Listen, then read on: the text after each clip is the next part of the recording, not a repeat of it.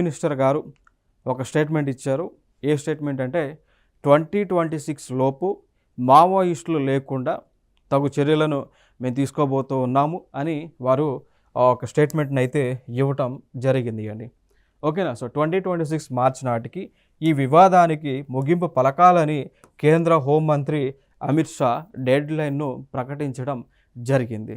అసలు ఈ నక్సలైట్స్ అనేటువంటి వాళ్ళు ఎట్లా వచ్చారు, ఏ ఏ ప్రాంతాల్లో వీరు విస్తరించి ఉన్నారు ఒక్కసారి మనం చూద్దామండి. సో ఇక్కడ మనకి 1968 ఆ టైంలో, సో 1968 1960s ఆ టైంలో ఇక్కడ ఏం జరిగిందంటే వెస్ట్ బెంగాల్ దగ్గర నక్సల్బారీ అనేటువంటి ఒక విలేజ్ ఉంటుందండి. సో వెస్ట్ బెంగాల్ దగ్గర నక్సల్బారీ అనేటువంటి ఒక విలేజ్ ఉంటుంది. సో ఆ విలేజ్లో ఆల్మోస్ట్ ఇయర్ 1960s ఆ టైంలో 1960 దశాబ్ద కాలంలో ఇక్కడ ఏం జరిగింది అంటే ఆ నక్సల్బారీ అనేటువంటి విలేజ్లో ఉన్నటువంటి రైతులందరూ కూడా అప్పుడు ఉన్నటువంటి ప్రభుత్వం పైన తిరుగుబాటు చేశారు. ఎందుకంటే ఆ ప్రభుత్వం వల్ల వారికి నష్టం జరుగుతుందనేటువంటి ఉద్దేశంతో ఆ రైతులందరూ కూడా ఏకమై తిరుగుబాటు చేయడం జరిగింది. సో ఆ తిరుగుబాటు చేసిన టైంలో ఆ ప్రభుత్వం ఏం చేసింది అంటే వారిని అణిచివేయటము అట్లా చేసింది. దాంతోపాటు వీళ్ళందరూ కూడా ఏం చేస్తూ ఉండేవాళ్ళు అంటే లైక్ రోడ్స్ వేస్తే రోడ్స్ని ధ్వంసం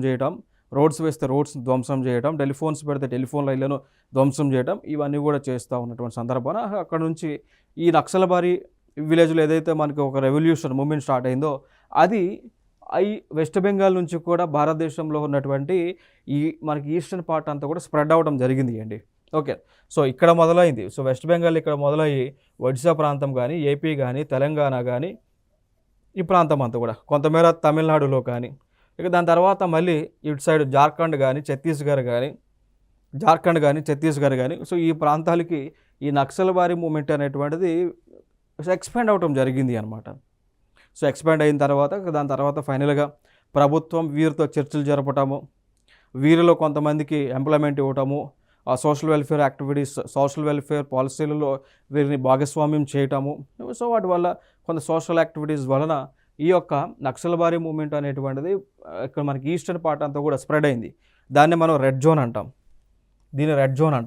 సో రెడ్ జోన్లో ఉన్నదంతా కూడా తక్కుంటూ వచ్చిందనమాట. సో క్రమేపీ ఇప్పుడు ప్రజెంట్ కొంత ప్రాంతాల్లో మాత్రమే ఈ నక్సల్బారీ మూమెంట్ అనేటువంటిది కంటిన్యూ అవుతూ ఉంది. సో దానిని కూడా లేకుండా చేయడానికి 2026 లోపు లేకుండా చేయడానికి కేంద్ర ప్రభుత్వం అడుగులను ముందుకు వేస్తూ ఉంది. ఓకేనా. సో లైక్ దీంట్లో ప్రాసెస్ ఏంటి అంటే జనరల్గా లైక్ మనకి గ్రే హౌండ్స్ దళాలతో వారిని సప్రెస్ చేస్తారు, అదొక ప్రాసెస్. రెండో ప్రాసెస్ ఏంటి అంటే వారికి బెనిఫిట్స్ ఇస్తారు. సో ఆ నక్సలైట్ మూమెంట్ వదిలి జనస్రవంతిలో కలిస్తే కనుక వారికి బెనిఫిట్స్ ఇవ్వటమో, స్కీమ్స్లో వారికి ఎలిజిబిలిటీ ఇవ్వటమో, సబ్సిడీలు ఇవ్వటమో, అడిషనల్ క్యాష్ రివార్డ్స్ ఇవ్వటమో, సో అవన్నీ కూడా ప్రభుత్వము చేస్తూ ఉంటుంది. So two types of process అనేటువంటివి ఈ నక్సలిజం లేకుండా చేయడానికి ప్రభుత్వము అవలంబిస్తూ ఉంటుంది అండి. ఓకే. సో ఫైనల్గా మరి ఈ టాపిక్లో రెలవెంట్ దేనికి సంబంధించిందంటే ఇది యాక్చువల్గా ఇంటర్నల్ సెక్యూరిటీకి సంబంధించింది అండి. సో ఇంటర్నల్ సెక్యూరిటీ సబ్జెక్ట్కి సంబంధించింది, సొసైటీకి సంబంధించింది, నథింగ్ బట్ ఇండియన్ సొసైటీకి సంబంధించినటువంటి సిలబస్ ఇదంతా కూడా. ఓకే. సో మరి ఈ టాపిక్కి గతంలో ప్రీవియస్ ఇయర్ క్వశ్చన్స్ ఏమైనా వచ్చినాయండి. లైక్ ఫర్ ఎగ్జాంపుల్ మనం చూసుకుంటే ఈ నక్సల్బారీ విలేజ్ ఏ ప్రాంతంలో ఉంది, వెస్ట్ బెంగాల్లో ఉంది. నక్సలైట్ మూమెంట్ ఎక్కడ స్టార్ట్ అయింది, నక్సల్బారీ విలేజ్ నుంచి స్టార్ట్ అయింది. సో నక్సల్బారీ విలేజ్ ఎక్కడ ఉంది, వెస్ట్ బెంగాల్లో ఉంది. సో అట్లా పాయింట్ ఆఫ్ వ్యూలో మనకి ఇప్పటివరకు కూడా క్వశ్చన్స్ అనేటువంటివి రావడం జరిగింది. ఇంకా గతంలో కూడా ఇంకో క్వశ్చన్స్ అడిగారు, ఏ రాష్ట్రాలు రెడ్ జోన్లో, నథింగ్ బట్ ఏ రాష్ట్రాలు రెడ్ కార్నర్ జోన్లో ఉంటా ఉన్నాయి అనేటువంటిది కూడా ఇక్కడ అడగడం జరిగింది. సో మరి ఏ రాష్ట్రాలు రెడ్ కార్నర్ జోన్లో ఉంటా ఉన్నాయంటే ఈ రాష్ట్రాలన్నీ కూడా. లైక్ ఫర్ ఎగ్జాంపుల్ మనం చూసుకుంటే ఇక్కడ తెలంగాణ రెడ్ కార్నర్ జోన్లో ఉంది, ఏపీ ఉంది, ఛత్తీస్గఢ్ ఉంది, జార్ఖండ్ ఉంది, ఒడిశా ఉంది, వెస్ట్ బెంగాల్ ఉంది, కొంతమేర అంటే అప్పుడు బీహార్ కూడా ఉండేది. సో బీహార్లో కూడా ఈ నక్సల్బారీ మూమెంట్ నడిచింది. సో అట్లా ఈ ప్రాంతాలు ఈ రాష్ట్రాలన్నీ కూడా నక్సల్బారీ ప్రభావిత ప్రాంతాలు అండి.